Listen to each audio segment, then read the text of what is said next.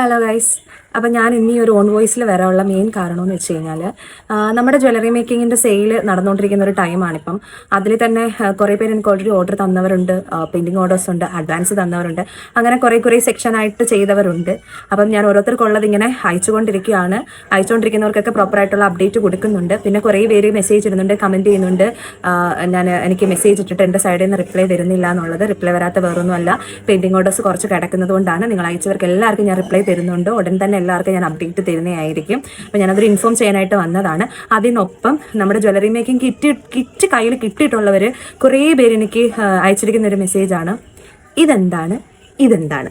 അപ്പം ഇത് തമ്മിൽ ഉള്ള ഡിഫറൻസ് എന്താണ്, ഇതെന്തിനാണ് യൂസ് ചെയ്യുന്നത് എന്നാണ് എന്നോട് പലരും ചോദിച്ച്. ഇതെന്തിനാണ് ഇത് ഉപയോഗിക്കുന്നത്? ഈ ഒരു സാധനം ഓൾറെഡി എനിക്ക് തോന്നുന്നു ഇത് ഞാൻ എൻ്റെ കിറ്റിനകത്ത് ഞാൻ വീഡിയോ ഇട്ട സമയത്ത് അതെന്താണെന്ന് എക്സ്പ്ലെയിൻ ചെയ്ത് കൊടുത്തിട്ടുണ്ടായിരുന്നു. ഇതെന്താണെന്ന് ചോദിച്ച് കുറേ പേര് മെസ്സേജ് ഇടുന്നുണ്ട്.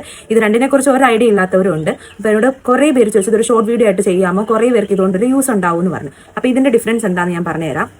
ഇതാണ് നമ്മുടെ ഗ്ലൂ സ്റ്റിക്ക് പെന്നാണിത്. ഈ പെന്ന് വെച്ചിട്ടാണ് നമ്മൾ നമ്മുടെ കുന്തൻ സ്റ്റോൺസ് ഒക്കെ പിക്ക് ചെയ്തെടുത്ത് ഇങ്ങനെ നമ്മൾ ഗ്ലൂവിൽ ഒട്ടിച്ചു കൊടുക്കുന്നത്. അപ്പൊ ഇതിന് രണ്ട് പോർഷൻ ഉണ്ട്, ഈ എൻഡ്സും ഉണ്ട്. ഇത് നമുക്ക് ലോങ് ആയിട്ടുള്ള കുന്തൻ സ്റ്റോൺസ് പിക്ക് ചെയ്യാനായിട്ട് എടുക്കാം, ഇത് ഷോർട്ട് ആയിട്ടുള്ള കുന്തൻ സ്റ്റോൺസ് പിക്ക് ചെയ്യാൻ എടുക്കാം. ഇതെന്ന് പറയുന്നത് ഇതിങ്ങനെ കൊണ്ടുവന്ന് ഡിപ്പ് ചെയ്ത് കഴിഞ്ഞാൽ നമുക്ക് ആ കുന്തൻ സ്റ്റോൺസ് പിക്ക് ചെയ്തെടുക്കാനായിട്ട് പറ്റത്തില്ല. പകരം നമുക്കിതിങ്ങനെ ഇളക്കിയിട്ട് നിങ്ങൾക്ക് ദാണ്ട് ഇതിങ്ങനെ കൊണ്ടുവന്നിട്ട് ഇങ്ങനെ ഇടാം. ഇങ്ങനെ ഇത് ഞെക്കി കഴിഞ്ഞ് ഇങ്ങനെ ഒന്ന് എടുക്കുമ്പോഴത്തേക്ക് ഇതിനകത്ത് ആ പിന്നിൽ കണ്ടോ, എനിക്ക് എത്ര പേർക്ക് കാണാൻ പറ്റുന്നുണ്ടെന്ന് അറിയില്ല, ഇതിങ്ങനെ കയറിയിരിക്കും. ഇനി നമുക്കിത് കൊണ്ടുവന്ന് സ്റ്റിക്ക് ചെയ്തെടുക്കാനായിട്ട് ഈസിയാണ്, നമുക്ക് പിക്ക് ചെയ്തെടുക്കാം. അതുപോലെ തന്നെ ഈ സൈഡും ഇങ്ങനെ നമുക്ക് എടുത്തിട്ട് ഈ സൈഡ് വെച്ചിട്ട് ഒട്ടിക്കാം. അപ്പൊ ഇത് തമ്മിലുള്ള ഡിഫറൻസ് ഇതാണ്.